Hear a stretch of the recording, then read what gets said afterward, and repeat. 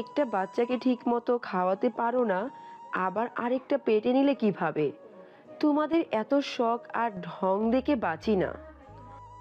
বড় যা তার আদরের ছেলের মুখে মুরগির রানটা তুলে দিচ্ছিল, আর ঠিক এভাবেই আমাকে কথাগুলো শোনাচ্ছিল।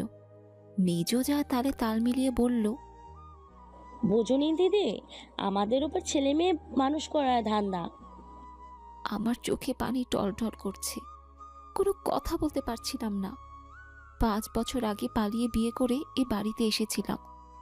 আমার স্বামী সবার ছোট, তার বড় আরো 3টে ভাই আছে। আমার স্বামী সামান্য কিছু টাকা দিতে পারে সংসারে। বাজারে একটা ফার্মেসি আছে, সে দাঁতের ডাক্তার। তেমন চলে না, মাস শেষে ওই 5 থেকে 7 হাজার টাকাই আসে। আমি অনার্স পাশ করা একটা মেয়ে, অনেক ভালো ভালো চাকরি পেয়েছিলাম। চেয়েছিলাম স্বামীর পাশে দাঁড়াবো, কিন্তু ওই যে এই বাড়ির কড়া নিয়ম, ঘরের বউ বাইরের কাজে যেতে পারবে না। আবার মাস শেষে যখন আমার স্বামী সংসারে কম টাকা দেয়, শ্বশুর মশাই কত কথাই না শোনায়। বেচারা চুপ করে শোনে। আমার জীবনে আমি তার মতো শান্ত মনের মানুষ আর একটা দেখিনি। কখনো একটা ঝাড়ি মেরে কথা বলেনি আমাকে।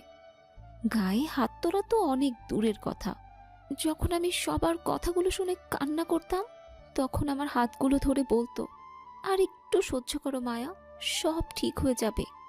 বাকি 3 ভাই খুব ভালো জব করে, মোটা টাকা বেতন পায়, তাদের আরো বাড়তি ঘুষ তো আছেই। আমার মেয়ের বয়স 3 বছর। এই সময়টাতে বাচ্চাদের একটু ভালো মন্দ খাবার দেওয়া উচিত, কিন্তু বাড়িতে প্রতিদিন মাছ মাংস আমি নিজ হাতে রান্না করি, তবে আমার মেয়ের কপালে সেই ঝোলই জোটে। আজকে সব কাজ শেষে যখন গোসলে যাই, হঠাৎ করে মাথাটা ঘুরে যায়। পরে তারাই ডাক্তার ডেকে আনে, না হলে বাড়ির সব কাজ করবেটাকে? ডাক্তার এসে দেখে বলে আমি মা হতে চলেছি। এরপর থেকেই এক একজনের এক এক কথা শুনছি। আমার শাশুড়ি মা চুলে তেল দিতে দিতে বলল, তোমার এই বাচ্চা খাওয়াবে কে? এত বিবেক ছাড়া মেয়ে জীবনে দেখি নাই। দেখছো তোমার স্বামীর ইনকাম নাই, তার উপর আবার বাচ্চা। একটা মেয়েকেই তো একটু ভালো মন্দ খাওয়াতে পারো না? আমি এই রকম কথাগুলো আর শুনতে পারছিলাম না, দৌড়ে ঘরে চলে গেলাম। সারা দিন কাজ শেষে রাতে আমার স্বামী বাড়ি ফিরতেই আমার শাশুড়ি তাকে ডেকে ঘরে নিয়ে গেল। আমি বাইরে দাঁড়িয়েছিলাম, কিন্তু আমার মুখের উপর দরজাটা বন্ধ করে দিল। কিছুক্ষণ পর আমার স্বামী সুমন বেরিয়ে এলো। এসে আমার দিকে তাকিয়ে হাতে একটা মিষ্টির প্যাকেট ধরিয়ে দিয়ে সোজা ঘরে চলে গেল। মিষ্টির প্যাকেটটা দেখে একটু অবাকই হলাম, কারণ ও তো কিছু জানে না। আমিও জানতাম না, আজকেই জানলাম। তাহলে কোন কারণে মিষ্টি এনেছে সে? কাজ শেষ করে হাত মুছতে মুছতে ভয়ে ভয়ে ঘরে গেলাম। গিয়ে দেখি মেয়ের সাথে খেলছে। আমি ঘরে যেতে আমাকে জড়িয়ে ধরলো। তার এমন কাজ দেখে তো আমি অবাক, এবং মেয়ে তাকিয়ে আছে বলে লজ্জাও পাচ্ছি। ও আমার মাথায় হাত বুলিয়ে দিয়ে বলল, তুমি কোনো চিন্তা করো না মায়া, আমার এই বাচ্চা নিয়ে কোনো সমস্যা নেই। আমি আরো খুশি, আমাদের 2টা বাচ্চা হবে। মনে মনে বললাম শাশুড়ি তাহলে বিচার দিয়েছে ওর কাছে, কিন্তু ওর কথায় আমি অনেক সান্ত্বনা পেলাম। সকালে সবাই খাবার টেবিলে বসে খাচ্ছে। আমার বড় যা তার ছেলেকে মাংস বেড়ে বেড়ে খাওয়াচ্ছে। এদিকে আমার মেয়ের পাতে একটা মাত্র মুরগির গিলা পড়ে আছে। এই বাড়ির সব কাজ সব রান্না আমি করলেও পরিবেশন করার অনুমতি আমার নেই। আমার মেয়ের এই বুদ্ধিশুদ্ধি হয়েছে, ভালো খাবার কাকে বলে এইটুকু সে বোঝে। আমার দিকে তাকিয়ে বলল, ও মা, আমাকে মাংস দাও না কেন? আমার বড় যা মুখ কালো করে বলল, যার বাবার ইনকাম কম তার মাংস খাওয়া পাপ সোনা। তোমার বাবার ইনকাম কম, তাই তোমার মাংস খাওয়া পাপ। আমার মেয়ে আর কোনো কথা বলল না। তার বড় কাকি কি বলেছে সে বুঝতে পারেনি, কিন্তু এটা সে ঠিকই বুঝেছে, তাকে মাংস দিবে না। আমি খেয়াল করলাম আমার স্বামী খাবার খেতে খেতে সব শুনেও না শোনার ভান করে খেয়ে উঠে গেল। সবার খাবার শেষ হলে বাসন ধুতে গিয়ে নিজের অজান্তে চোখ থেকে পানি পড়ছে। খুব কাঁদতে ইচ্ছে করছে, কেন এমন হলো? বিকেলে মেয়েকে নিয়ে পড়তে বসেছি। হঠাৎ দেখলাম সুমন এসেছে, হাতে সুন্দর একটা বড় কাপড়ের ব্যাগ। নতুন কিনে এনেছে। আমার হাতে ব্যাগটা দিয়ে বলল, সব জামা কাপড় গোছাও, আমি গোসল করে আসছি। আমি কিছু জিজ্ঞেস করার আগেই সে গোসলে চলে গেল। আমার মেয়ে ব্যাগ দেখে খুশিতে হাততালি দিয়ে বলল, বেড়াতে যাব মা। কিছুই তো বুঝতে পারছি না, হঠাৎ সব গোছাতে কেন বলল। ব্যাগটা পাশে রেখে মেয়েকে নিয়ে আবার পড়তে বসলাম। সুমন ঘরে এসে রেখে বলল, কি হলো, তোমাকে সব গোছাতে বলছি না? আমি দাঁড়িয়ে জিজ্ঞেস করলাম, কেন, কোথায় যাব আমরা? এই বাড়ি থেকে চলে যাব। কেন, এই বাড়ি থেকে গিয়ে কোথায় থাকবো? পাগল হয়ে গিয়েছো? সুমন অনেক জোরে বলল, এত কথা কেন বলছো মায়া? আমি যা বলছি সেটা করো। সুমন কখনো জোরে কথা বলে না। ওর এত জোরে কথা শুনে আমার শ্বশুর শাশুড়ি এবং সেজোজা বেরিয়ে এলো। শ্বশুর পান চিবাতে চিবাতে বলল, কি হয়েছে? তুই বিকেলে বাড়ি কেন? আর এমনে চিল্লাচ্ছিস কেন? সুমন সেদিকে কোনো কান না দিয়ে আমার সাথে কাজে হাত দিল। আমার শাশুড়ি এসে বলল, কি আবার নাটক শুরু করলি রে? তোদের ঢং দেখলে শরীর জ্বালা করে। সুমন পিছে ফিরে উত্তর দিল, আর জ্বালা করবে না গো মা, চলে যাব তোমাদের এখান থেকে। নিজেদের জামা কাপড় বাদে আর কিছুই ব্যাগে নিলাম না। বাড়ির সবাই বের হয়ে আমাদের দরজায় দাঁড়িয়ে আছে। আমার বড় যা বলে উঠল, বাড়ির কাজের ভয়ে এখন চলে যাচ্ছে। এইসব চালাকি কেউ কি বোঝে না নাকি? সুমন হুঙ্কার ছেড়ে বলল, চুপ, অনেক হয়েছে। আমার বউকে আরেকটা কথা কেউ বললে তার গায়ে হাত তুলতেও আমি পিছু পা হব না। এতদিন সব কিছু মুখ বুজে সহ্য করেছি, কিন্তু আর না। ওর এমন ব্যবহারে আমিও খুব অবাক হলাম। আমার শাশুড়ি চেঁচিয়ে বলল, বউ তোরে কালো জাদু করছে, নাইলে তুই তো এমন ছিলে না। তোর সাহস বাইরা গেছে, তুই বড় বউর লাগে এমনি কথা বললি? তুই জানোস আকবর শুনলে তোরে আস্ত রাখবো না। সুমন আমার শাশুড়ির কাছে গিয়ে বলল, বড় বউ তাই তোমার দরদ হচ্ছে নাকি? তার স্বামীর বেশি টাকা দেয় এই সংসারে, এই জন্য দরদ হচ্ছে? আমার শাশুড়ি থেমে থেমে বলল, না বউ, ভাবির লগে কেউ এমনি কথা কয়? আর টাকা তো ও বেশি দেয়, আর সংসারে যে টাকা বেশি দেয় তার লগে বেয়াদবি করতে নাই। তোমার ধন্যবাদ এই কারণে যে তুমি সত্যি কথাটা বলছো। আমাদের সব গোছানো শেষ। আমি বোরখা পরে নিলাম। সুমনের কোলে আমার মেয়ে আর হাতে কাপড়ের ব্যাগ। তার পিছে পিছে আমি বের হলাম। আমার শাশুড়ি সদর দরজায় থপাস করে বসে কপালে হাত দিয়ে চেঁচাতে লাগলো আর বলল, এই পিচাসি আমার পোলারে খাইলো। আমার এত সাদা সিধা পোলা এই কাম জীবনেও করতে পারবো না। এই অপয়া আমার পোলাটার মাথাটা খাইছে। আল্লাহ গো, তুমি এর বিচার করো। বাড়ির কাজ করতে হইব তাই আমার পোলাডারে আমার থেকে আলাদা করলো। সুমন মেয়েকে কাঁধ থেকে নামাতে নামাতে বলল, মা, তুমি আমারে যা বলার বলো, মায়ারে কিছু বলবা না। ওর মতো মেয়ে দেখে এই বাড়ির বোয়া বানাইয়া খাটাইয়া গেলা। অন্য কেউ হলে লাথি মেরে চলে যেত। এত বড় বাড়ির মেয়ে হওয়া সত্ত্বেও তোমাদের সব কাজ করেছে বোয়ার মতো। তারপরও আমি তোমাদের কিচ্ছু বলিনি। ও তো পরের মেয়ে, কিন্তু আমার মেয়ে তো তোমাদের রক্ত। ও তো তোমাদের নাতি। আমার মেয়েটা কি দোষ করেছে? আমার মেয়েটা কি এমন খায়? এক টুকরা মাংস তার কপালে জুটল না? তুমি তো পারতা একটা টুকরা মাংস ওরে দিতে। তোমার উপর তো কেউ কথা বলতে পারতো না। আমার শ্বশুর চিল্লাতে চিল্লাতে বলল, সন্তানের প্রতি এত মায়া যে মাকে কথা শোনাও তুমি? মনে হচ্ছে তোমাদের চার ভাইরে আমরা পাল্টে আনছিলাম। আমাদের সন্তান নাই, মায়া নাই। আছে তো, সন্তানের প্রতি মায়া তোমাদেরও আছে, কিন্তু যেই সন্তানের টাকা বেশি ওই সন্তানের প্রতি মায়াও বেশি। 7,000 টাকায় আলাদা খেয়ে আমি দেখাইব আমার বউ বাচ্চাও মাছ মাংস খেতে পারে এই টাকার মধ্যেই, যা তোমাদের সংসারে হতো না। তারা কথা কাটাকাটি করছে। পাশ থেকে আমি শুনলাম আমার বড় যা এবং মেজো যার কথা। তারা আবার শ্বশুরের কানের কাছে গিয়ে বলছিল, আব্বা বাহির করে দেন, সম্পত্তির কোনো ভাগ দিবেন না, এটাও বলে দেন।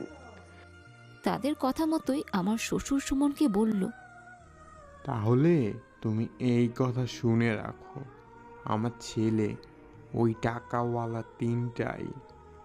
ছোট ছেলে বলতে কেউ নাই। আমার সব সম্পত্তি 3 ভাগই হবে। এখন আমার বাড়ি থেকে বের হও। সুমন একটু জোরে জোরে হেসে বলল, তোমার এই পাপের আর অনাচারের সম্পত্তির দরকার নেই আমার। আমি খেয়াল করলাম সুমনের চোখে পানি। পানিটা আড়াল করে সবাইকে ভালো থেকো বলে আমার হাতটা ধরে বেরিয়ে আসলো বাড়ি থেকে। গলি দিয়ে হেঁটে বড় রাস্তায় উঠেছি। কেউ কোনো কথা বলছে না। আমি জিজ্ঞেস করলাম, কোথায় যাচ্ছি? আর দোকান তো এই বাজারে, দূরে গিয়ে খাবো কি? বেশি কথা বলো না, আমি আছি তো। এই হাত ধরে যখন বেরিয়ে এসেছি, তখন খাবারের চিন্তা তোমাকে করতে হবে না।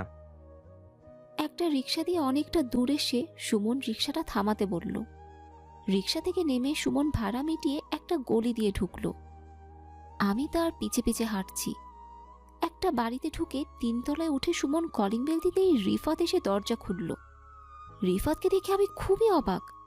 রিফাত সুমনের বন্ধু, ও দেশের বাইরে থাকে। দেশে আসলো কবে? পাশ থেকে একটা মেয়ে মুচকি হেসে সালাম দিয়ে আমার মেয়েকে কোলে নিয়ে নরম কণ্ঠে বলল, ভাইয়া আসেন, ভাবিনি নিয়ে ঘরে আসেন। আমি চুপচাপ ফ্ল্যাটটাতে ঢুকলাম। বাবার বাড়ির কথা মনে পড়ল হঠাৎ। এমন রাজপ্রাসাদেই তো ছিলাম। বাবার একটা মাত্র মেয়ে ছিলাম আমি, খুব আদরের ছিলাম। কখনো কষ্ট কি বুঝতে দেয়নি। কিছু চাইতে দেরি হতো কিন্তু সেটা আসতে দেরি হতো না। সুমন আমার বাবার অনেক বিশ্বস্ত কর্মচারী ছিল। বাড়িতে আসা যাওয়া হতো। এর মধ্যে কখন যে দুইজন দুজনকে ভালো লাগে বুঝতেই পারিনি। পরে আমার বিয়ে ঠিক হলে বাবাকে সব জানাই, কিন্তু সে রাজি ছিল না। তাই পালিয়ে বিয়ে করে এই বাড়িতে উঠি। প্রথমে বড় লোকের মেয়ে, তাই খুব আদর যত্ন করতো আমার শাশুড়ি। কিন্তু পরে যখন বাবা আমার সাথে সব সম্পর্ক শেষ করে দেয়, তখন থেকেই বাড়ির সব কাজ আমাকে দিয়ে করায়। আমার ধ্যান ভেঙে রিফাত ভাই ডাক দিল। ভাবি, আমার বউ আয়শা। তার কথা শুনে অবাকও হলাম, আবার খুশিও হলাম।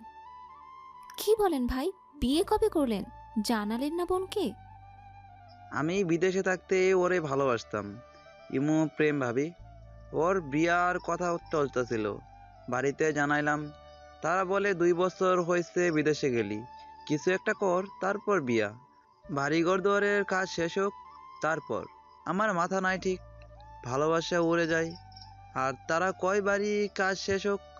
তাদের কোনো কথা না শুনে দেশে আইসা বিয়ে করে বউরে নিয়ে বাড়ি উঠি। তাদের অবাক করে দিমু তাই।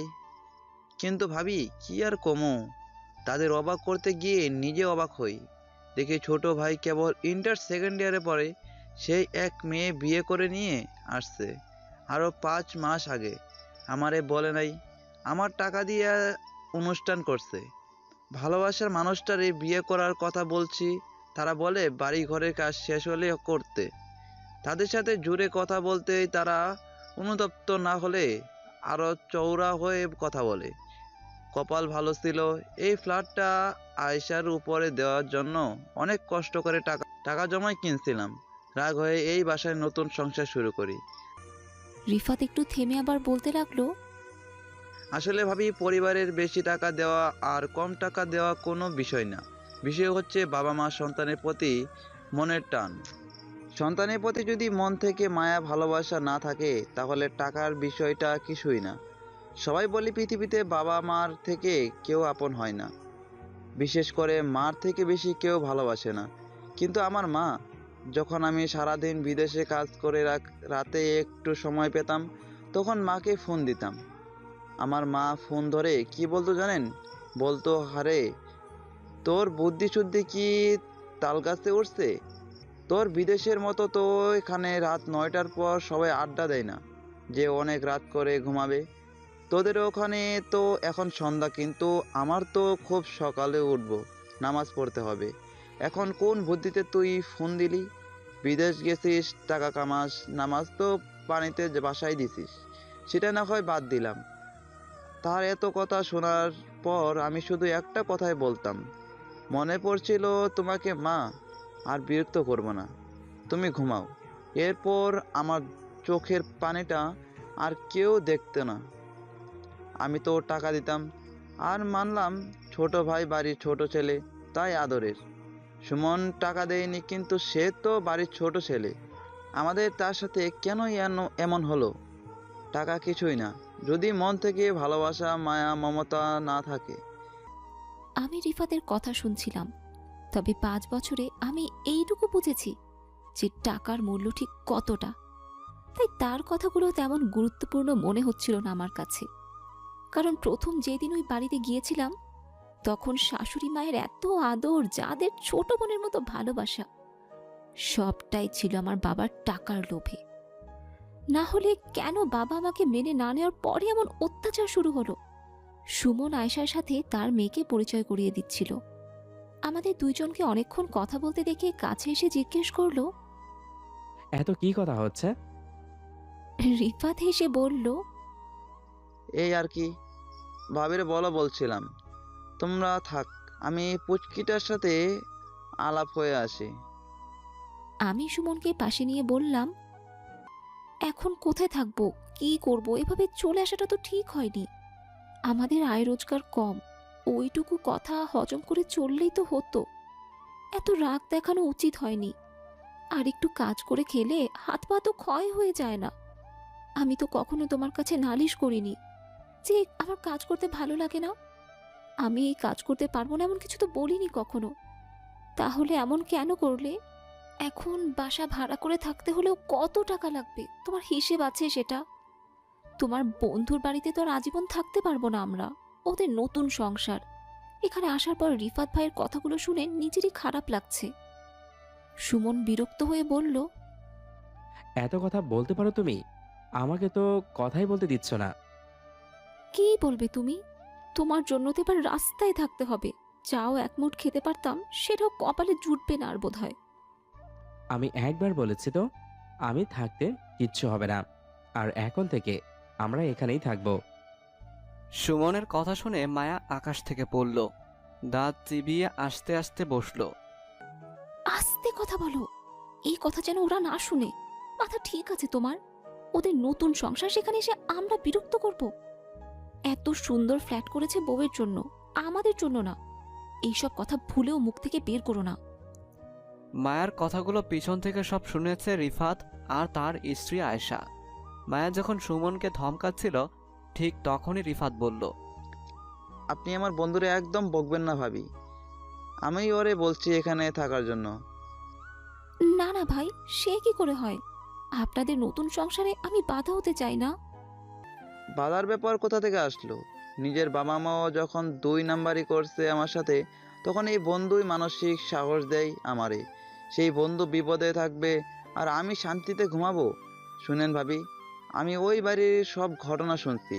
সুমন আমাকে সব বলার পর আমিই বলি আপনাকে এখানে নিয়ে আসতে। অনেক আগে থেকেই এই নিয়ে অনেক জোরাজুরি করছি, কিন্তু ও শুনেনি। কালকের কথা শোনার পর আমি আর ঠিক থাকতে পারছিলাম না, তাই ওকে আরও বেশি জোরাজুরি করি। তারপর ও রাজি হয়, আর আমার ভরসাতেই ও আপনাকে আনছে। ছোট থেকে দুইজন একসাথে বড় হয়েছি, আর ও পরিবারের এই অবস্থা, এটা কিভাবে মানবো বলেন?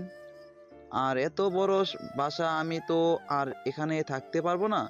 আমাকে আবার চলে যেতে হবে। তখন তো আয়শা একা থাকবে। আপনি না হয় তার একটু সঙ্গ দিলেন। আপন ড্রাইভারদার বাবা মার ভালোবাসা থেকে তো 2 বন্ধু বঞ্চিত হয়েছি। এখন না হয় একটা পরিবার হয়ে থাকলাম, তাতে সমস্যা কোথায়? মানুষ দুনিয়ায় আসে কিছুদিনের জন্য, তার এই অল্প কিছুদিনের প্রতিটা সময় যদি কষ্ট কাটাই, এটা আসলে তার জীবনের অনেক বড় আফসোস। তাই একসাথে সুন্দর সুসম্পর্কে যেই কদিন বেঁচে আছি, ডাল ভাত খেয়েও মিলেমিশে থাকা ভালো। সত্যি বলতে রিফাত ভাইয়ের কথাগুলো শুনে আমি মুগ্ধ হয়ে গিয়েছিলাম। এই কথাগুলো যদি আমার বাবা মা আর আমার শ্বশুর শাশুড়ি অনুভব করতো না, তাহলে তারা কেউই আমাদের দূরে সরিয়ে দিতে পারতো না। আসলে মানুষ কয়টা দিন বাঁচে? তার মধ্যে এত অবহেলা পেলে তো জীবনটাই বৃথা। রিফাত মজা করে বলল, এত ভাবার দরকার নেই। আর এই আকারের টেবিলে একটু মজার রান্না শিখাই দিয়েন, তাতেই হবে। কিন্তু ভাই, সব তো বুঝলাম, থাকার তো কোনো সমস্যা ছিল না, সমস্যা হলো একটা কাজের। সুমন ওই বাজারে গিয়ে দোকান খুলে বসলে প্রতিদিন ওদের সাথে দেখা হবে, আর ওদের সাথে দেখা হলে ওরা কিছু না কিছু বলবে ওকে শুনিয়ে।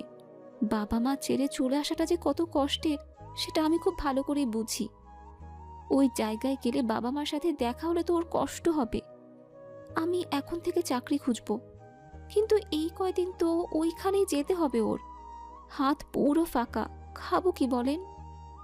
সুমন নিচের দিকে তাকিয়ে বলল, ওখানে যেতে হবে না আর।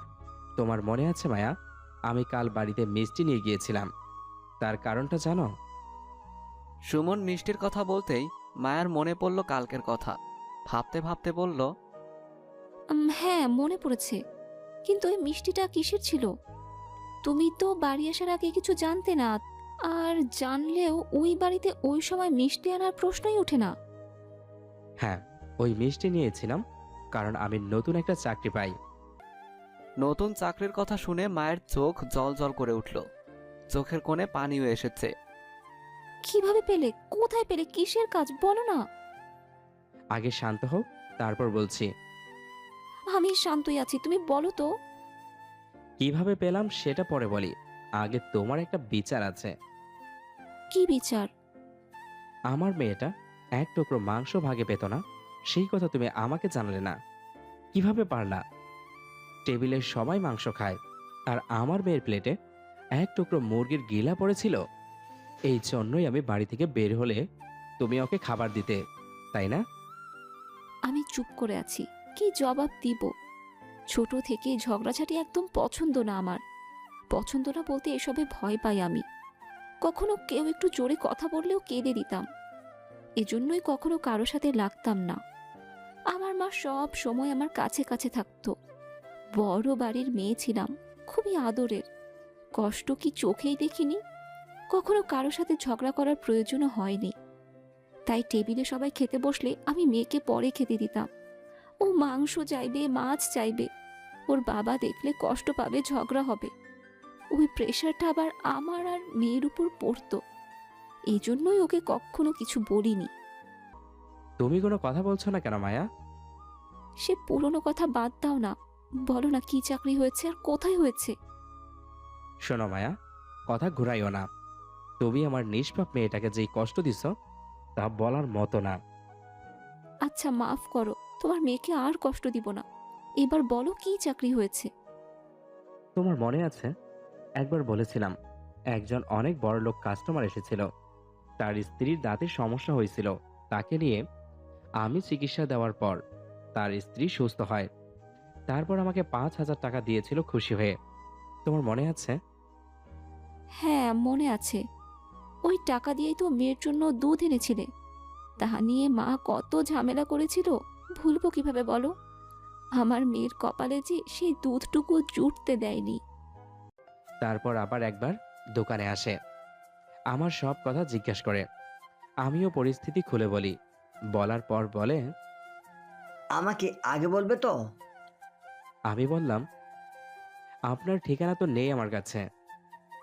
একটা কার্ড দিয়ে বলল, কালকে তোমার সিবি নিয়ে এইখানে এসো। তোমাকে না বলেই আমি ওই দিন ওইখানে গিয়েছিলাম। প্রায় 1 সপ্তাহ আগের কথা এটা। ওখানে যাওয়ার পর ম্যানেজারের চাকরিটা আমাকে দেয়, বেতন ধরে 30,000 টাকা। কিন্তু একবারে দেখাতে এত টাকা বেতন ধরে ম্যানেজার পদের চাকরি? ব্যাপারটা সুবিধার লাগছে না আমার। এই অফিসটা কোথায়? একদিনের না, ওনার স্ত্রীর অবস্থা খুব খারাপ হওয়ায় উনি খুব ভয় পেয়েছিলেন। 8 বছরের প্রেমে বিয়ে হয়, নিজের প্রিয়তমাকে খুব ভালোবাসে। আমার চিকিৎসায় সুস্থ হওয়ার কারণে খুবই খুশি হয়। এরপর থেকে মাঝে মাঝে এখানে আসতো, গল্প করত। তারপর ওই দিন আমার কথাও জিজ্ঞেস করলো। এরপরেই সব হলো। কিন্তু এই কথা যদি বাড়ির লোক জানে তাহলে কি বলবে জানো? বলবি চাকরি হয়েছে, সংসারে টাকা দিতে হবে, তাই চলে এসেছি। বললে বলুক, যা বলার বলুক। বিশ্বাস করো মায়া, ওই বাড়ির প্রতি একটুও মায়া নেই। আর আমার বাবা মার প্রতি সন্তানের যে ভালোবাসা থাকে, সেই ভালোবাসা যে নেই আমার মধ্যে, ওই চাকরির জন্যই মিষ্টি নিয়ে গিয়েছিলাম কাল। কিন্তু যখন মা তোমার কথা বলল, খুব খুশি লাগছিল। পরে যখন খাওয়াবো কি পারবো না বলে অনেকটা খোঁটা দিচ্ছিল, খুব কষ্ট হচ্ছিল। ওই দিন মনে মনে বলি চলে যাবো এই বাড়ি থেকে। সকালে যখন মায়ের সাথে বড় ভাবির ওই রকম ব্যবহার দেখছিলাম, তখন নিজেকে ঠিক রাখতে পারছিলাম না। দোকানে গিয়েও মেয়ের সেই কথাটা কানে বাজছিল, আমাকে মাংস দাও মা। তাই বাধ্য হয়ে বিকেলেই চলে আসলাম বাসায়। যা হয় ভালোর জন্যই হয়, সৃষ্টিকর্তা সবকিছু ভালোর জন্যই করে। পেছন থেকে বলল রিফাত। এখন চল খেয়ে নিবি। আয়শা যা রান্না করে তা খাওয়ার উপযোগী হয় না, বাহির থেকে তাই খাবার এনেছি। মৌ খেয়ে ঘুমিয়েছে। এ মা, এত কথা বলতে বলতে তো আমার মেয়েটার কথা ভুলেই গেছি। আমি মৌকে ঘুম পাড়িয়ে দিয়েছি ভাবি, আপনারা এখন খেয়ে নিন। খাওয়া দাওয়া শেষ করে সুমন একবার দোকানের দিকে গেল। সেখানে যেতেই তাদের বাড়ির খুব কাছের একজনের সাথে দেখা হলো। কথায় কথায় সে বলল, শোন ভাই, আপনি নাকি ভাবি আর মৌর নিয়ে বাড়ি থেকে বেরিয়ে গেছেন? হ্যাঁ ভাই, কি করব বলো? ওই মেয়েটাও তো একটা মানুষ, দুনিয়ার সব কাজ ওরে দিয়ে করায়, তারপরে একটু ভালো মন্দ খাবার মাসেও খেতে পারে না। কিভাবে নিজের স্ত্রীর উপর এত অনাচার সহ্য করি বলো? সে ঠিক আছে, কিন্তু ভাবির সাথে তো সবসময় এমন করতো যখন থেকে এনেছেন। তবে হঠাৎ নেওয়ার কারণটা বুঝলাম না। কি খাবো, কোথায় যাব, কোথায় থাকবো, এইসব বুঝে উঠতে পারছিলাম না।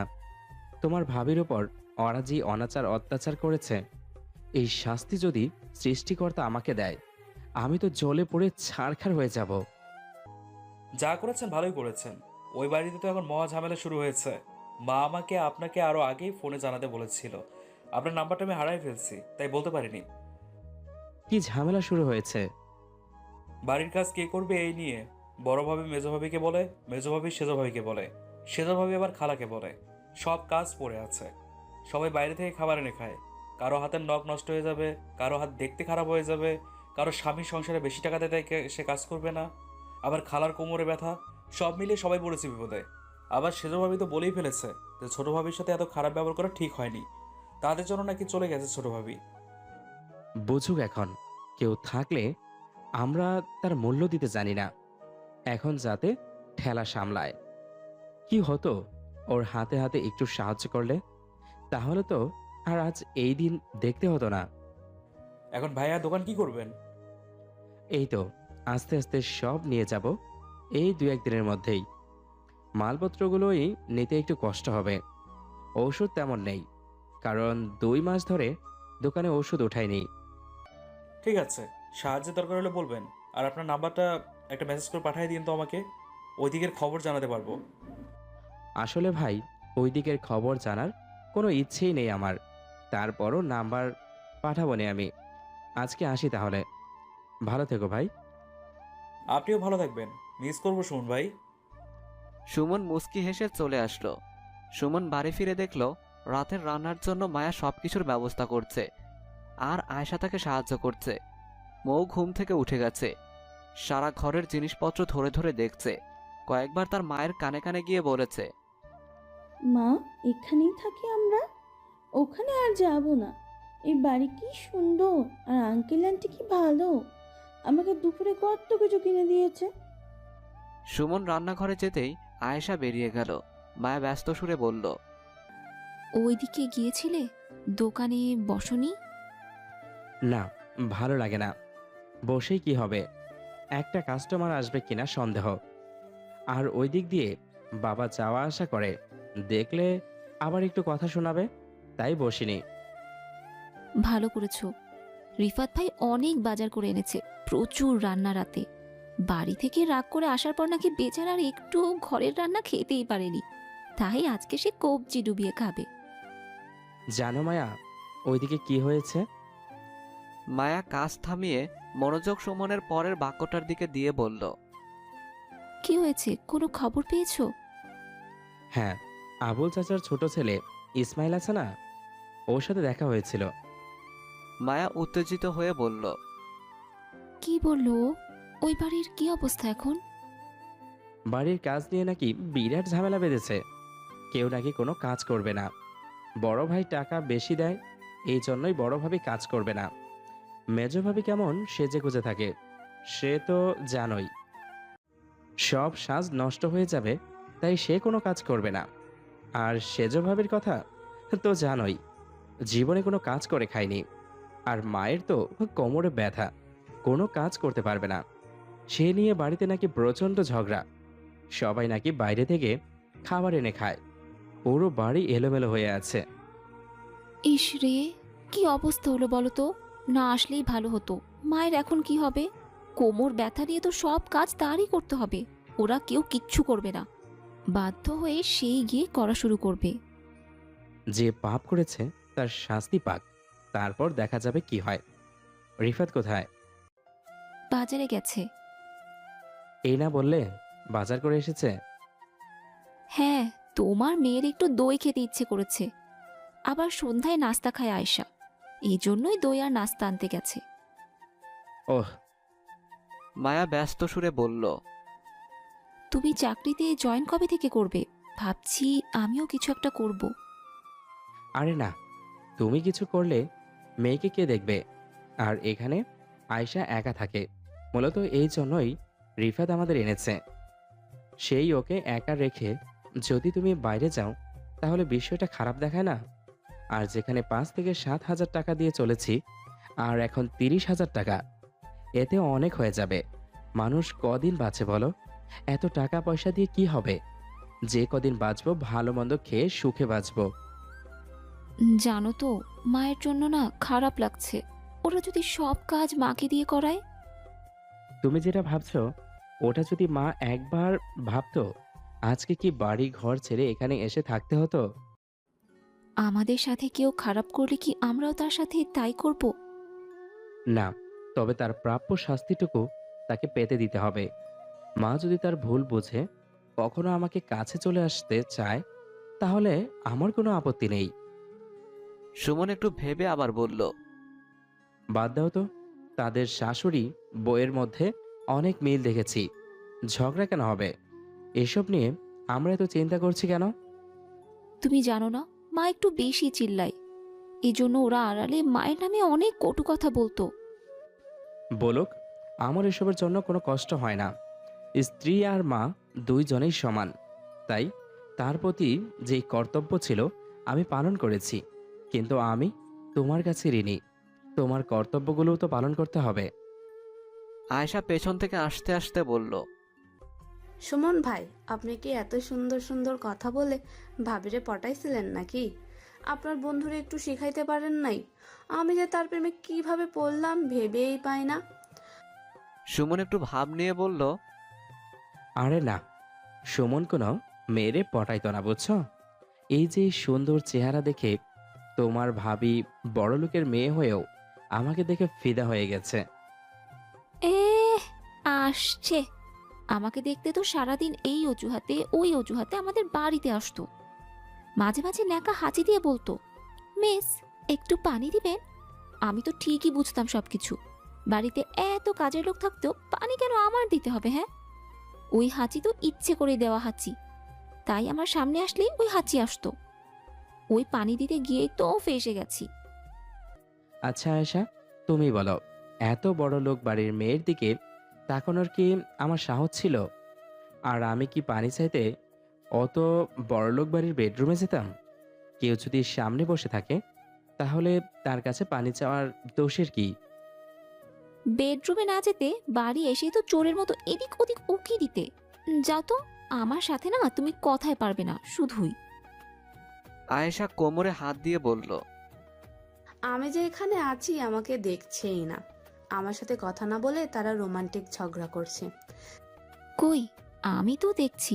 এই সুমন, তুমি যাও তো, ছেলে মানুষ রান্না করে কি? হ্যাঁ হ্যাঁ যাচ্ছি। আয়েশারে ভালোভাবে রান্না শেখাও। আমার বন্ধুটা 1 কোটি বছর হয়ে গেছে, এখনো ঘরের ভালো রান্না খায় না। কথা শেষ করেই সুমন জোরে জোরে হাসতে হাসতে চলে গেল। আয়েশা মুখ ব্যাকা করে মায়ের দিকে তাকিয়ে বলল, দেখছেন ভাবি কিভাবে অপমান করলো? তুমি ওর কথা বাদ দাও তো, আমি তোমাকে সব রান্না শিখিয়ে দিব। আপনি কিভাবে এত রান্না পারেন? সুমন ভাই তো বলল অনেক বড় ঘরের মেয়ে ছিলেন। আমার জানা মতে বড় ঘরের মেয়েরা তেমন রান্না বান্না জানে না। কে বলেছে তোমাকে? শোনো, যারা ভাব নিয়ে অহংকার করে চলে তারাই শুধু পারে না। ছোট থেকেই রান্নার প্রতি ঝোঁক ছিল আমার। সারা দিন মায়ের সাথে থাকতাম রান্নাঘরে। সেখানেই আস্তে আস্তে মায়ের থেকে সব শিখে নিয়েছি। ভাগ্য আমাদের কোথায় নিয়ে যাবে কেউ তো জানে না। দেখো, ওই সময় যদি রান্নাবান্না না শিখতাম তাহলে শ্বশুর বাড়িতে এসে কত কথাই না শুনতে হতো। তাই মেয়েদের সব কাজ শিখে রাখতে হয়। রাতের সব রান্নাবান্না শেষ, সবাই খাচ্ছে। আয়েশা, সুমন আর রিফাতকে সব পরিবেশন করে দিচ্ছে। মায়া মৌকে খাইয়ে দিচ্ছে। রিফাত খেতে খেতে বলে উঠল, আহ, কত বছর পর খেলাম এই মজাদার খাবার।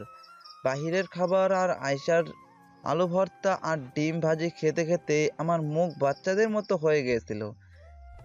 ইস রে, আমি না থাকলে তো ওই আলু ভর্তার ডিম ভাজিও কপালে জুটতো না। ঠিকই বলছো, তুমি না থাকলে তো মায়ের হাতের মজার মজার রান্না খেতাম। রিফাত এ কথা বলেই হাসতে লাগলো। বাইরে প্রচণ্ড বৃষ্টি। মৌ খেতে খেতে বলল, মা, আমি আর ও বাড়ি যাব না। ওই বাড়ি দেখেছো ঘরে কত পানি পড়তো, এই বাড়িতে কোথাও পানি পড়ে না। মৌর কথা শুনে রিফাত মৌকে কোলে নিয়ে বলল, তোমাকে আর কোথাও যেতে হবে না, তুমি এখানেই থাকবে। রিফাতের কথা শুনে মৌ বেশ খুশি হলো। বৃষ্টির তীব্রতা খুব বেড়ে গেছে। আয়েশা আর মায়া গল্প করছে। মৌ অনেক আগেই ঘুমিয়ে গেছে। সুমন বারান্দায় দাঁড়িয়ে আছে। রাফাত 4 কাপ চা বানিয়ে মায়া আর আয়েশাকে 2 কাপ দিয়ে আর 2 কাপ নিয়ে বারান্দায় গেল। সুমনকে এত বৃষ্টির মধ্যে বাইরে তাকিয়ে থাকতে দেখে রিফাত পেছন থেকে ডাক দিল। সুমন কিছুটা ঘাবড়ে গেল। কিরে, এভাবে বাইরে তাকিয়ে আছিস কেন? সুমন সামনে তাকাতেই রিফাত খেয়াল করলো সুমনের চোখে পানি। রিফাত উত্তেজিত হয়ে বলল, কিরে, কি হয়েছে তোর? কাঁদছিস কেন? এই সুমন। সুমন রিফাতকে থামিয়ে দিয়ে বলল, আস্তে কথা বলো। মায়া, আয়শা শুনবে তো। কিসের আসতে? আগে বল, কাঁদছিস কেন? সুমন রিফাতের কাঁধে হাত রেখে বলল, কি বলবো বল, মার কথা খুব মনে পড়ছে। আচ্ছা বল, আমি তো তার সন্তান ছিলাম, আদরের ছোট সন্তান ছিলাম, তাহলে কেন করলো এমন? তুই জানিস যে দিন মায়ার প্রেগনেন্সির কথা তারা জানতে পারে, আমি বাড়ি আসার পর আমাকে ঘরে নিয়ে মা কত কথা শোনায়, যা মুখে বলা অসম্ভব। বাড়িতে নতুন একজন মানুষ আসার খুশিতে সবাই আনন্দ করে, আর আমার বাচ্চার কথা শুনে তাদের কত সমস্যা। আমার মেয়েটাকে এক টুকরা মাংস দিত না, সে আমাকে ঠকাতে পারলো, আমি তো তাকে ভুলতে পারি না। ছোটবেলায় তার আদর ভালোবাসা, ওইগুলো এখনো আমার মনে গাঁথা। মন খারাপ করিস না ভাই, আমার তো একই অবস্থা। আর কি বলবো বল, যা গিয়ে শুয়ে পড়। কাল তো একবার অফিসে যাবি নাকি? হ্যাঁ, ওদের গল্প করা হয়েছে। না হলে গিয়ে এখন ঘুমা যা। মায়া সুমনকে আসতে দেখে গিয়ে বিছানা করে নিল। ওদের আলাদা একটা রুম দিয়েছে রিফাত। সকালে নাস্তা করে সুমন অফিসের জন্য বের হলো। সাথে রিফাতও গেল। তার আর 2 মাস পরেই চলে যেতে হবে, তাই আজকে সুমনের সাথে একটু ঘুরবে। দুজন রিক্সা নিয়ে সুমনের অফিসের দিকে যাচ্ছে। হঠাৎ পেছন থেকে কারো ডাক শুনে সুমন রিক্সা থামাতে বলল। পেছনে তাকাতেই দেখল ইসমাইল। ইসমাইল হাঁপাতে হাঁপাতে বলল, আপনারা বলছিলাম নাম্বারটা দিতে সুমন ভাই। সুমন জিপ কেটে বলল, এই রে ভাই, একদম মনে নেই আমার। জানেন আপনার বাড়িতে কি কি হয়েছে? কেন, কি হয়েছে? বাড়ির কাজ নিয়ে সবাই এর ওপর ওর উপর দিচ্ছিল, বলছিলাম তো। হ্যাঁ, এখন কি হয়েছে? সবার উপর রাগ করে খালা সব কাজ করতে গিয়ে মাথা ঘুরে পড়ে গেছে, এখন হসপিটালে আছে। হায় হায়, কোথায়, কোন হাসপাতালে? ঠিকানা নিয়ে ইসমাইলকে বিদায় দিয়ে রিক্সা নিয়ে সুমন আর রিফাত সোজা হাসপাতালে গেল। সিটে শুয়ে আছে সুমনের মা, পাশেই বড় ভাবি বসে আছে। সুমনকে দেখে অন্য পাশে তাকিয়ে রইল বড় ভাবি। সুমন তার মায়ের কাছে যেতেই তার মা বলল, কেন আসছিস এখানে? আমারে মারার জন্য তো তোর বউ নিয়ে তুই চলে গেছিস। তোর বউ এমন কি কাজ করতো? ঘরের কাজ কি বাড়ির বউরা করে না? বাদ দিই এইসব কথা। এখানে কেন আসছিস? তোরা তো দরদ দেখানো লাগবো না, এখান থেকে যা। তোরে দেখতে ইচ্ছা করছে না আমার। বড় বউ, ওরে যাইতে বলো। আমার তো একটা কথাও বলতে দিলা না। আসার পর থেকে নিজেই বলে যাচ্ছ সব কাজ একা করে হাসপাতালে পড়ে আছো, তারপরও তোমার অহংকার কমছে না। ঠিক আছে, থাকো, আসবো না তোমার কাছে আর। কথা শেষ করেই সুমন বেরিয়ে গেল। রিকশায় বসে সুমন অন্যদিকে তাকিয়ে আছে। রিফাত সুমনের পিঠে হাত দিয়ে বলল, বাদ দে ভাই, মন খারাপ করিস না। অভিমান করে বলে ফেলেছে এত কথা। অভিমান? তার চোখে তুই অভিমান দেখেছিলি? আমি তার চোখ ভরা অহংকার দেখেছিলাম। মানুষ তো শত্রুর সাথেও এভাবে লাগে না যেভাবে আমার পরিবার আমার সাথে লাগছে। কি করে পারে এত অহংকার নিজের মধ্যে পুষে রাখে? থাক, বাদ দে। ভাবিরে গিয়ে কিছু বলার দরকার নেই। দুজন টুকটাক কথা বলতে বলতে যাচ্ছিল। হঠাৎ সুমন কথা থামিয়ে চলন্ত রিকশায় দাঁড়িয়ে গেল। রিফাত পড়তে পড়তে রিকশা ধরে ফেলল। সুমনের মাথায় একটা টোকা মেরে বলল, পাগল হয়ে গেছিস নাকি? একটু হলে পড়ে যেতাম। সুমন উত্তেজিত হয়ে বলল, আরে আরে আমার সেজো ভাবি একটা লোকের সাথে রিস্কায় হাসতে হাসতে কোথায় যেন যাচ্ছে। কই, আমি তো কাউকে দেখলাম না। আরে বেটা, তুই দেখবি কিভাবে? তুই তাকে চিনিস নাকি? হ্যাঁ তাই তো, কিন্তু তুই শিওর তুই তোর ভাবিরে দেখছিস? আরে হ্যাঁ, ভুল দেখবো কেন? তারই দেখছি। তোর ভাই হয়তো ছিল সাথে।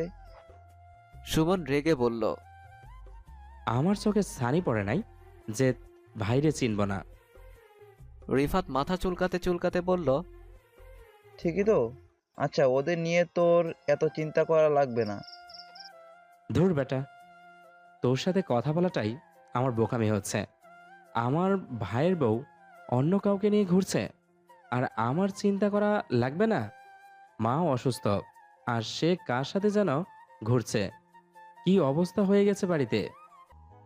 প্রথম দিন অফিসের কিছু কাজ বুঝে বসের সাথে গল্প আড্ডা দিয়ে রিফাতকে নিয়ে ঘুরে বাড়ি ফিরতেই মায়া আয়শার থেকে যা শুনল তা শোনার জন্য সুমন মোটেও প্রস্তুত ছিল না।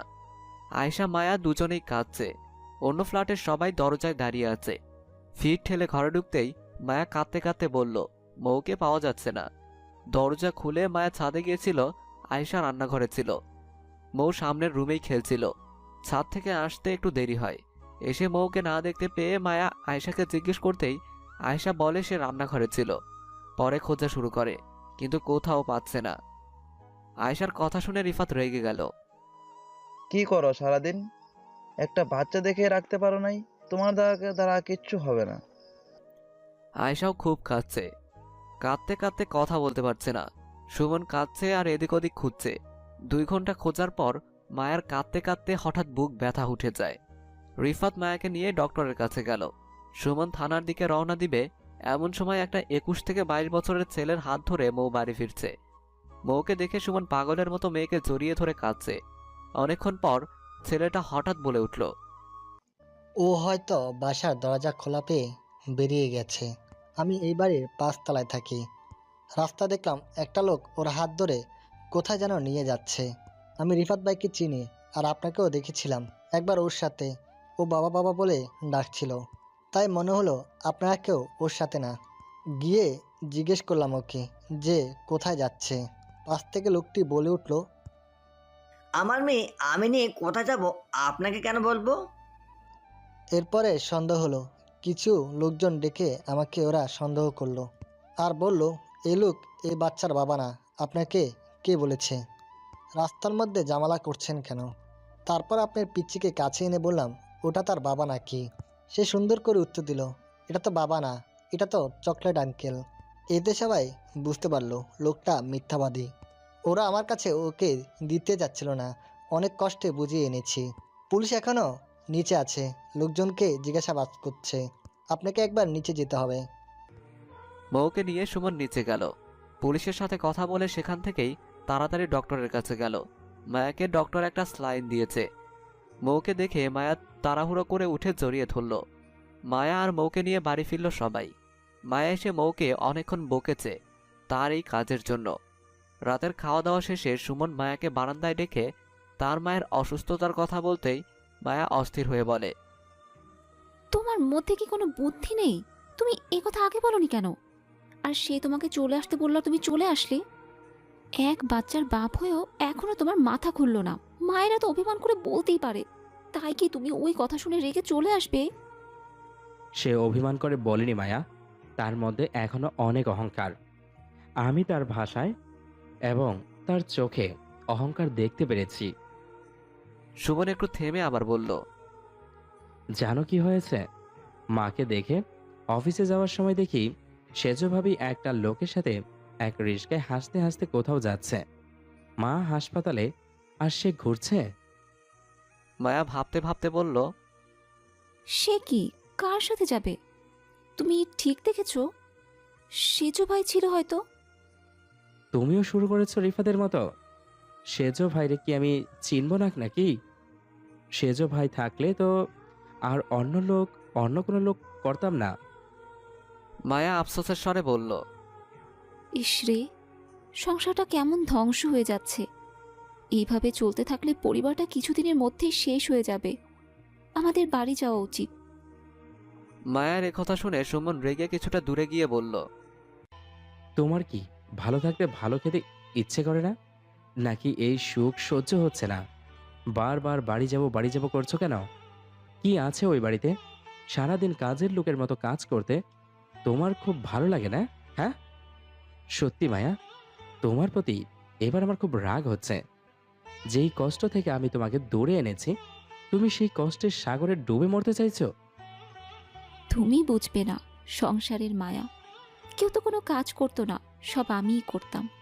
কোথায় কি আছে, কিভাবে থাকবে, নিজের ইচ্ছে মতো সবটা সাজিয়েছি 5 বছরে। ছোট্ট মায়া ওই সংসারে এসে সংসারী হয়েছে। ওটা তো আমারই সংসার বলো, ওটা মায়ার সংসার।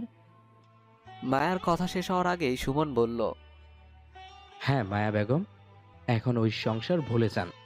আর বেশি মনে পড়লে ওই বাড়ি গিয়ে কাজের লোকের মতো প্রতিদিন কাজ করে দিয়ে আসেন। আমার মেয়েকে আর পরবর্তী সন্তানকে কষ্ট দিতে আমি ওখানে যেতে পারবো না। সুমন ঘুমিয়ে গেছে। মায়া এখনো বারান্দায় দাঁড়িয়ে আছে। হঠাৎ বাবা মায়ের কথা খুব মনে পড়ছে। সেই কবে বাড়ি থেকে বেরিয়ে এসেছে, মধ্যে একবার গিয়েছিল, কিন্তু বাড়ি ঢোকার সুযোগ হয়নি। সকালে নাস্তা শেষে সুমন অফিসের জন্য তৈরি হলো। সুমন অফিসের জন্য একটা রিক্সা নিয়ে বেরিয়ে পড়ল। অফিসে এসে সারাদিন সব কাজ বুঝে নিল। দুপুরে বসের সাথে লাঞ্চ করলো। রাতে তাদের বস কোম্পানির 30 বছর উপলক্ষে একটি অনুষ্ঠানের আয়োজনের বিষয়ে কথা বলার জন্য ডিনারের ব্যবস্থা করেছে। তাই সুমন সুযোগে মায়াকে ফোন করে বলে দিল তার আসতে দেরি হবে। রাতের মিটিংয়ে অফিসের সবাই ছিল, কিভাবে কি আয়োজন করবে সবাই সব কাজ বুঝে নিচ্ছিল। হঠাৎ তারা সবাই সুমনকে ডেকে বলল, তুমি এই দিকটা দেখো, আমার একজন গেস্ট এসেছে, আমি তাকে নিয়ে। ওকে ওকে, আপনি যান আঙ্কেল। সুমন খেয়াল করলো বসের পাশের লোকটাকে তার চেনা লাগছে খুব। ভালোভাবে আলোতে আসতেই দেখতে পেল তার বড় ভাই এটা। রাতে সবাই মিটিং শেষ করে বাসায় চলে গেছে। সুমন বের হবে এমন সময় তার বসের স্ত্রী, যার জন্য আজকে সে এখানে পারভিন হোসাইন এসেছে তার বড় মেয়েকে নিয়ে। সুমন শুনেছে তার বড় এই অফিসেই কাজ করে, সে সকল কাজ ম্যানেজারকে বুঝিয়ে দেয়। তার বস মারুফ হোসাইন এখানে বেশি থাকতে পারে না। সুমনকে দেখেই পারভিন হোসাইন তাকে কাছে ডেকে মাথায় হাত বুলিয়ে দিয়ে বলল, কেমন আছো বাবা? সেই এলাম, তোমার আঙ্কেল আর আমাকে একটু তোমার সাথে দেখা করালো না। এখন আর আমার দাঁতে ব্যথা নেই, অনেক ডাক্তার দেখিয়েছিলাম, তোমার জন্য ঠিক হলো। ধন্যবাদ বাবা। তোমার আঙ্কেল আমাকে তোমার কথা বলেছিল, তারপর আমি তোমাকে এখানে আনার কথা বলি। মন দিয়ে ঠিক মতো কাজ করবে কেমন? আর একদিন তোমার স্ত্রী আর বাচ্চাকে পরিচয় করিয়ে দিও আমাদের সাথে।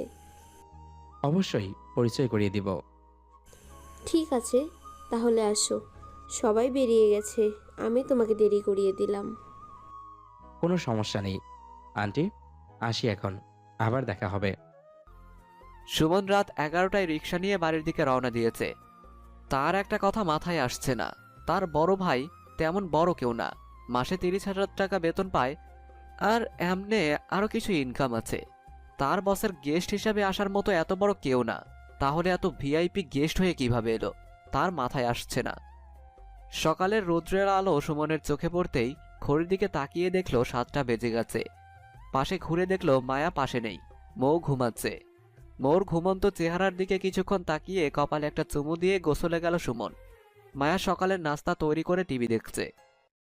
সুমন খাওয়া দাওয়া করে রেডি হয়ে অফিসের জন্য বেরিয়ে যাওয়ার সময় রিফাতকে খালি মুখেই নিয়ে বের হয়েছে। রিফাত রাতে দেরি করে ঘুমায়, তাই সকালে দেরি করে ওঠে। আজকে সুমনের জন্য তাড়াতাড়ি উঠতে হয়। বেডরুমে গিয়ে সুমন নিজে তাকে টেনে তুলেছে। সুমনের সাথে সাথে আয়েশাও তাল দিয়েছে। রিফাত বিরক্ত হয়ে নিচে এসে বলল, সকাল সকাল তুই কাজে যাবি, আমার শান্তির ঘুমের 12টা বাজিয়ে নিচে আনলি কেন?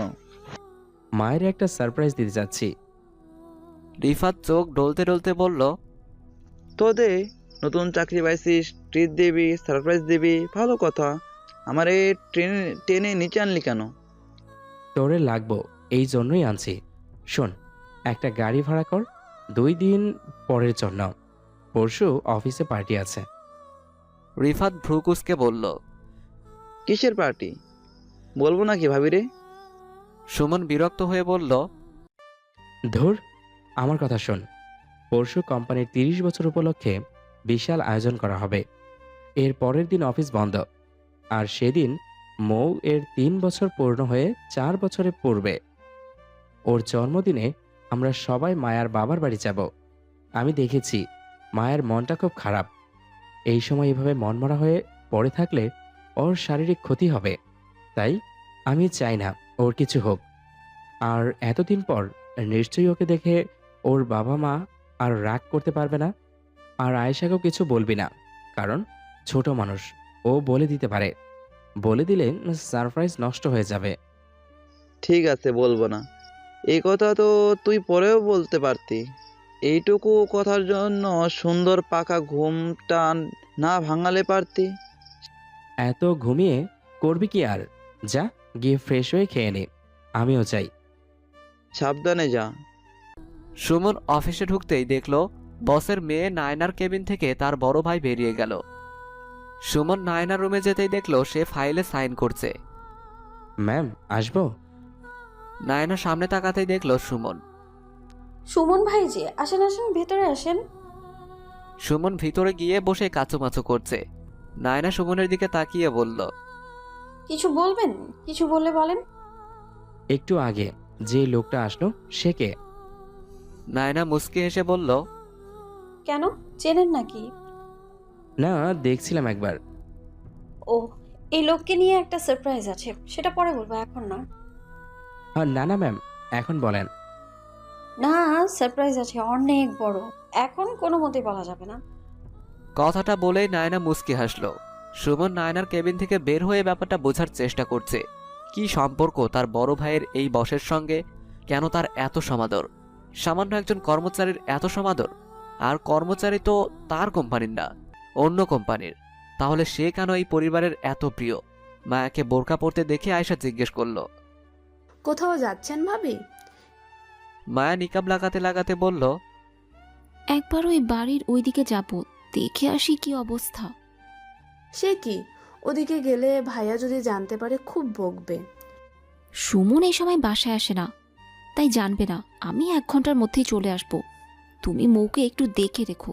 সুমন রিফাত ভাইকে ফোন দিলে তাকে বলো যে আমি ছাদে, এখন কথা বলতে পারবো না।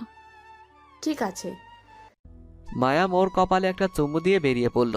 মায়ের শ্বশুর বাড়ির ঠিক 2 বাড়ি আগে একটা বাড়ি আছে প্রতিবেশী। ওই বাড়ির সবাই মায়াকে খুব পছন্দ করে, তাই মায়ের শ্বশুর বাড়ির লোকেরা তাদেরকে তেমন দেখতে পারে না। মায়া ওই বাড়ি গিয়ে বসলো। মায়াকে দেখে তারা অনেক খুশি হলো। মায়া গিয়েই তাদের বারণ করলো কোনোভাবেই যেন তার শ্বশুর বাড়ির লোকেরা জানতে না পারে। তারা মায়ের কথা বুঝতে পেরে আশেপাশের কাউকে কিচ্ছু বলল না। মায়া শান্ত স্বরে ওই বাড়ির বড় বউকে জিজ্ঞেস করলো বাড়ির কি অবস্থা। আপনার শাশুড়ি তো অসুস্থ, তার সেজো বউ বাপের বাড়ি চলে গেছে। বড় বউ টুকটাক সাহায্য করে, মেজোটা সারাদিন কোথায় কোথায় যেন থাকে। আর বাড়ির ছেলেরা? বাড়ির ছেলেরাই তো সব করে। কি, ভাইরা সব কাজ করে? হ্যাঁ, আপনার বড় ভাসুর বাদে সে তো তেমন বাসায় আসে না। তা নিয়ে তার বউ পুরো এলাকায় প্রচার করে তার স্বামী বড়লোক, তাই বড় লোকেরা তো কাজের চাপে বাড়ি আসতে পারে না। এই জন্যই তার স্বামী বাড়ি আসতে পারে না। তার মধ্যে একদিন কি হয়েছে জানেন? মায়া মনোযোগ সহকারে শুনতে লাগলো। আপনার বড় ভাসুর কি জানি খেয়ে বাড়িতে এসেছিল, আর আপনার শাশুড়ি সেটা নিয়ে অনেক বকে। কিন্তু আপনার বড় যা বলে, এত বকার কি আছে? বড় লোকেরা একটু একটু এসব খায়। আমার স্বামী খেয়েছে, আমার কোনো সমস্যা নেই, আপনার কেন সমস্যা? এ নিয়ে অনেক চিল্লাপাল্লা হয়। আমার শাশুড়ি বা আমরা কেউই তো ও বাড়ি যাই না জানেন। আর গেলেও বাড়ির সবার মতো আমাদের কাছে তারা মনের কথা খুলে বলে না। আশেপাশে মানুষের মুখ থেকে এসব শুনি।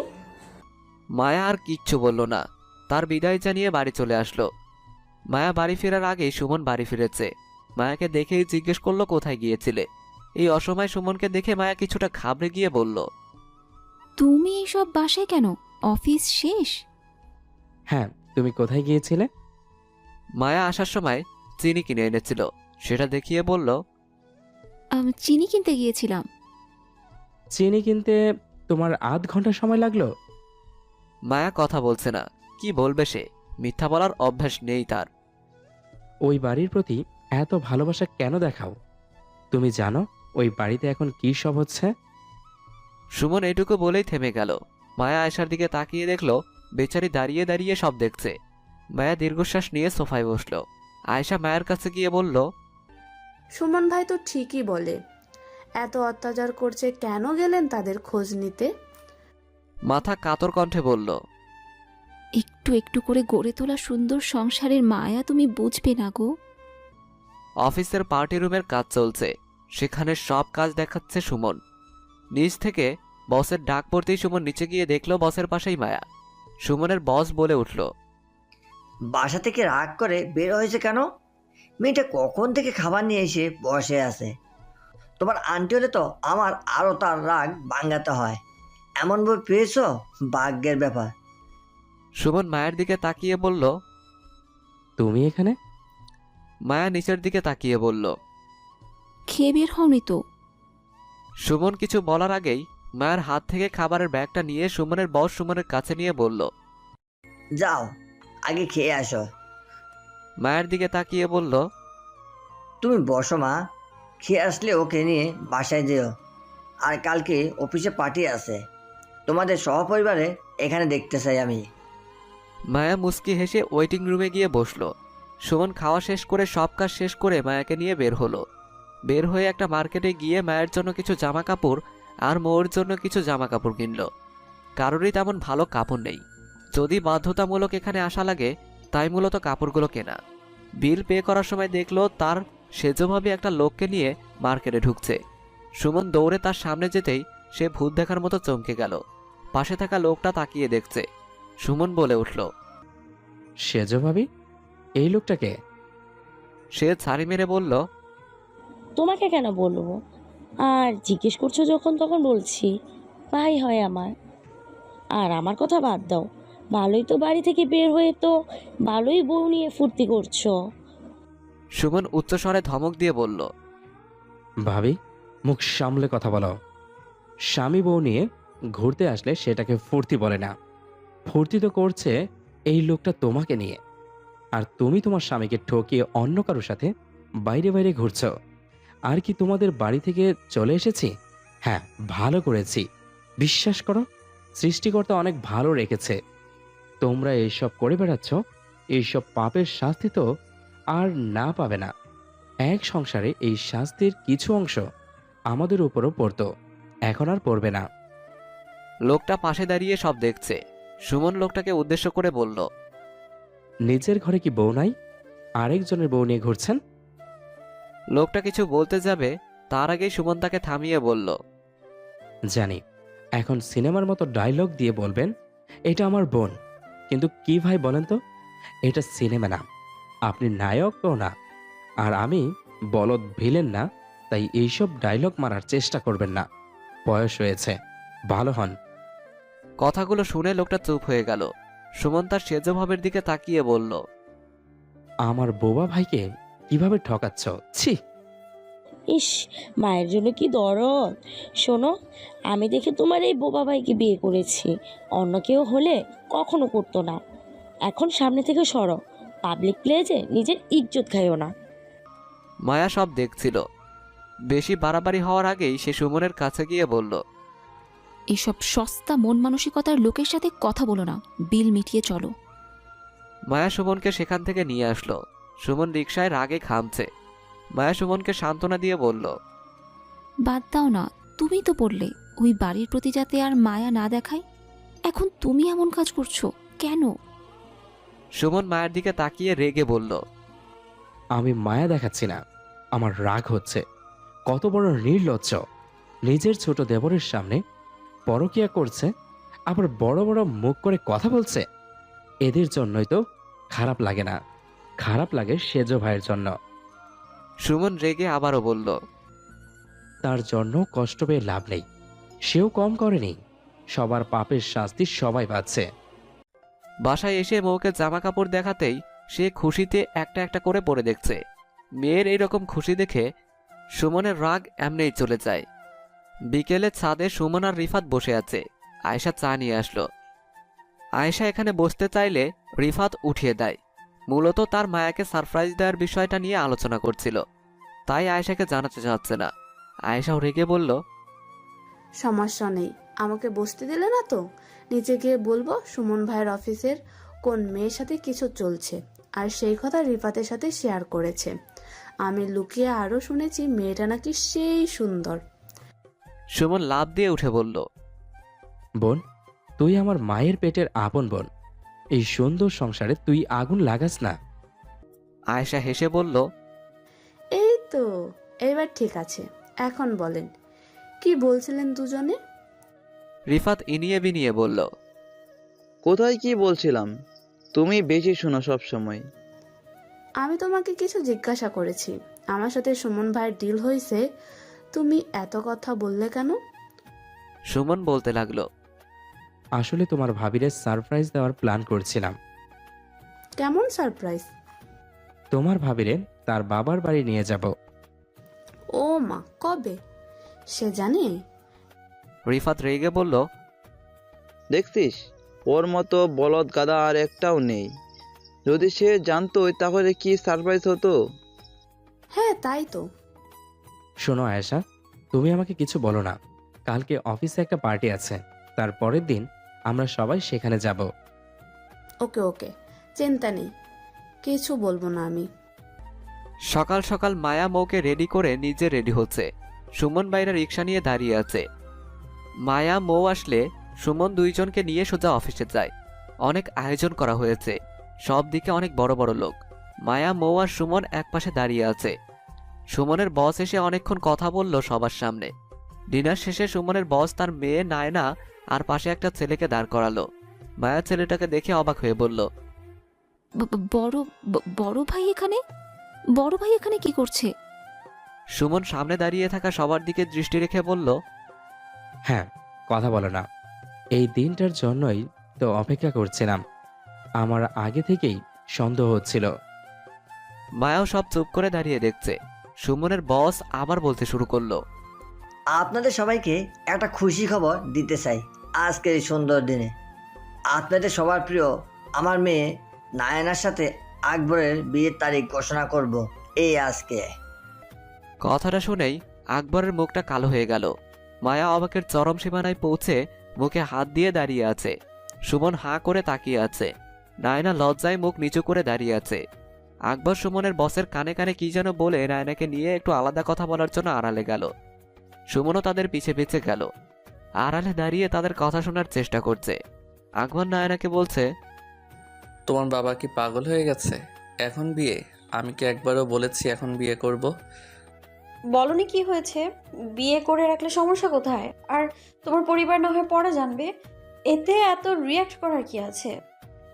তুমি বুঝবে না, আমি এখন বিয়ে করতে পারবো না। আজকে আসি। আঙ্কেলকে বলো আমার জরুরি ফোন এসেছিল, তাই চলে গেছি। কথাটা শেষ করেই সে চলে গেল। নায়না পিছন থেকে অনেক ডাকলো, কিন্তু আকবর সাড়া দিল না। সুমন দাঁড়িয়ে দাঁড়িয়ে সব দেখল। সুমন মায়ের কাছে আসতেই মায়া আতঙ্ক নিয়ে বলল, সুমন, এখানে সব কি হচ্ছে? দুনিয়া কি নরক করে ছাড়বে এরা? সুমন ভাবলেশহীন চোখে অন্যদিকে তাকিয়ে বলল, এখানে আসার পর বড় ভাইকে অনেকবার দেখেছি, সন্দেহ হয়েছে। এইবার বুঝলাম আসল কাহিনী। মায়া কথা বলতে পারছে না এইসব দেখে। একে সবাই কত সম্মান করে, আর উনি এইসব করে বেড়াচ্ছে বাইরে। ভাবতেই অবাক লাগে।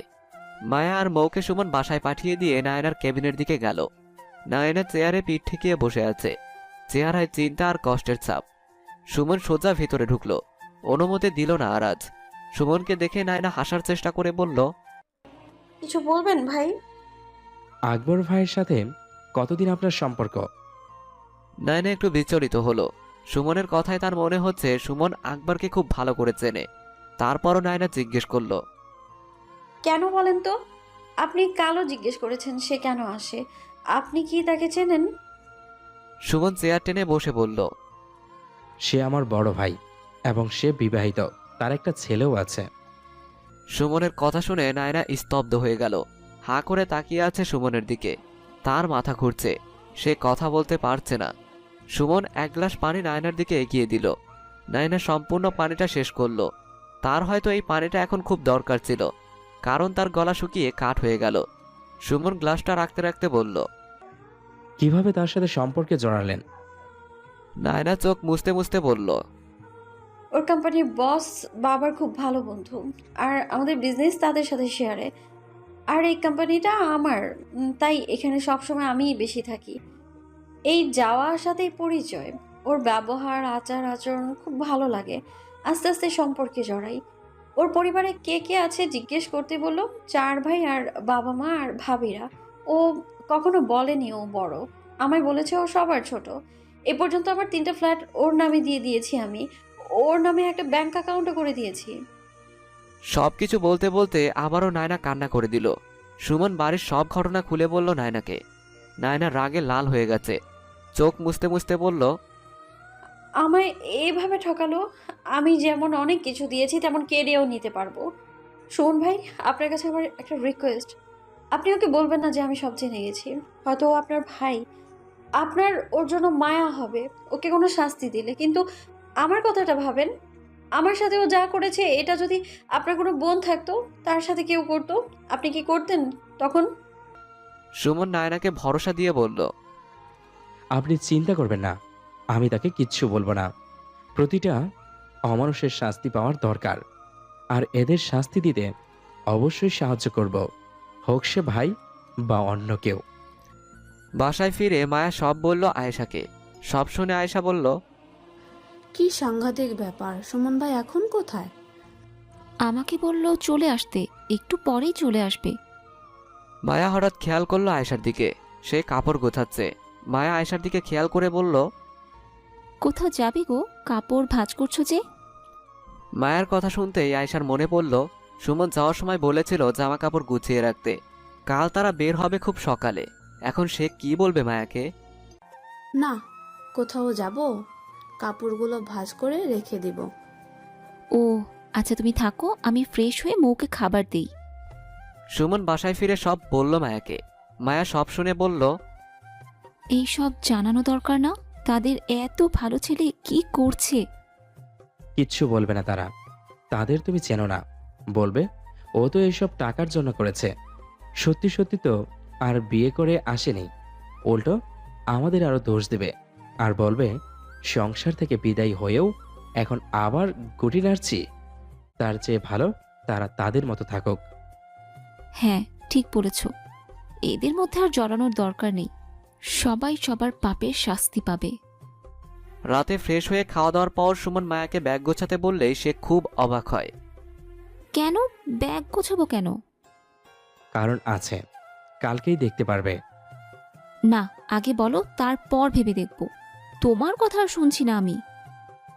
আরে সারপ্রাইজ আছে, ব্যাগ গোছাও। আয়েশাও তো গুছিয়েছে। আয়েশা তো কিছুই বললো না আমায়। আমি বারণ করেছি, তুমি জামা কাপড় প্যাক করো। শীত ঋতু চলে আসায় বাইরে হালকা ঠান্ডা পড়েছে। সকাল 5টা বাজে মায়াকে ডেকে তুলেছে সুমন। মায়া উঠে রীতিমতো অবাক। আয়েশা, রিফাত, সুমন সবাই উঠে গেছে। আয়েশা চাও বানিয়েছে সবার জন্য, আর সবাই নতুন জামা পরা। মায়া সুমনকে বারান্দায় নিয়ে বলল, কি হচ্ছে সুমন? হঠাৎ কোথায় যাব সবাই?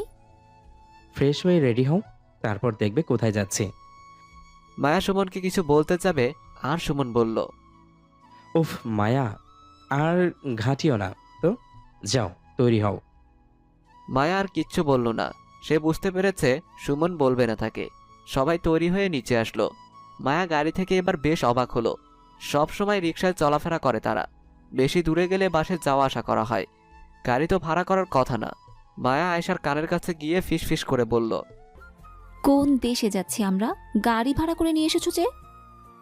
চাঁদের দেশে হয়তো। মায়া বিরক্ত হয়ে আর কথা বলল না। সবাই গাড়িতে উঠে পড়ল। মায়া মনে মনে বলল, খালি একটু রাস্তাটা ধরতে পারি যে কোথায় যাচ্ছি, তারপর না এদের সবগুলাকে একসাথে কাপড় কাচার মতো করে ধুবো। 7 ঘন্টা ছাড়নির পর গাড়ি মায়ের বাবার বাড়ির এলাকায় ঢুকেছে। মায়ের এবার বুঝতে বাকি নেই সে কোথায়, সুমন তাকে কোথায় এনেছে, আর কেন কেউ তাকে কিচ্ছু বলেনি। মায়া হাঁ করে গাড়ির জানালা দিয়ে বাইরে তাকিয়ে আছে। তার চোখে পানি টলমল করছে।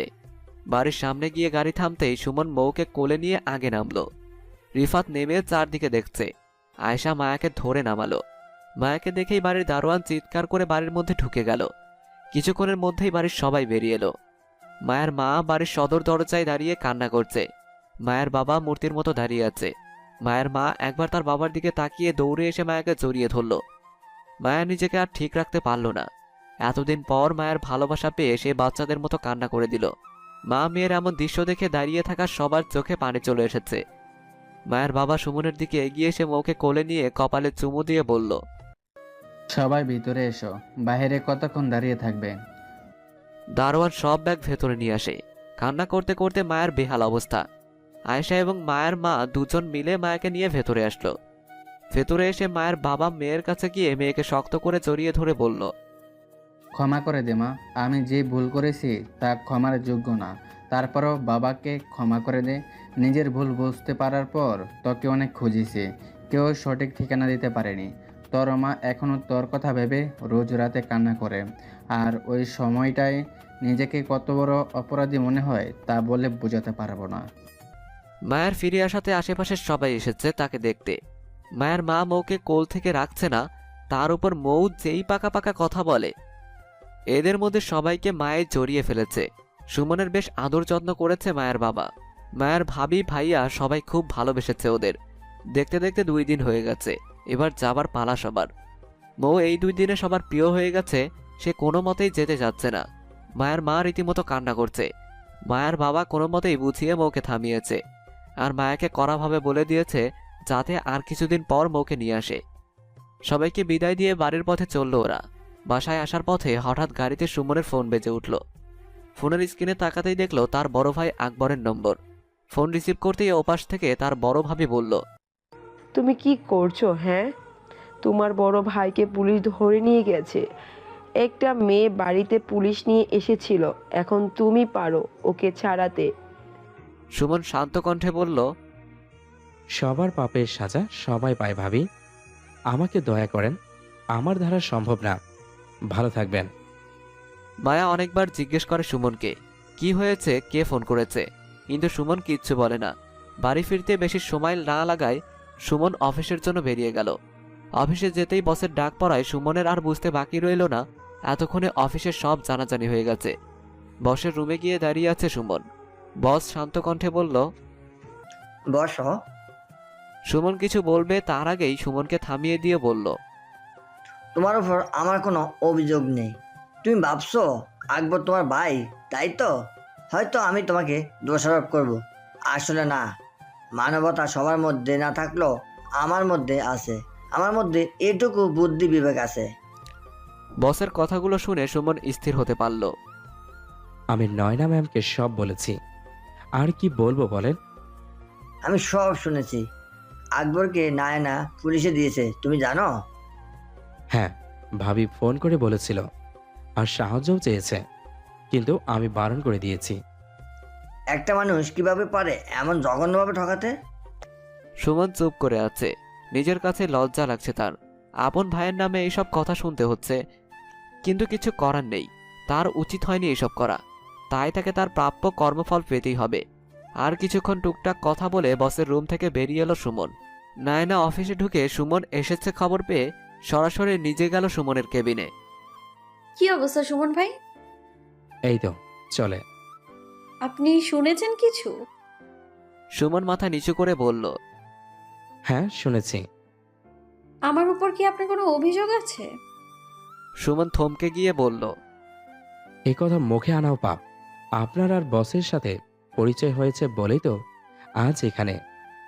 আমি সেই কথা বলছি না সুমন ভাই। সুমন আবারও মাথা নিচু করে বসলো। নায়না বলতে লাগলো, আপনাকে আগেও বলেছি, এখনো আবার বলছি, আপনার বোনের সাথে এমন হলে কি মানতে পারতেন আপনি? আমার সাথে যা হয়েছে আমি তার বিচার করেছি। এই বিষয়ে কি আমি কিচ্ছু বলেছি ম্যাম? আমি তো আপনাকে বলেছি আমি আপনাকে সমর্থন করব, আর করছিও।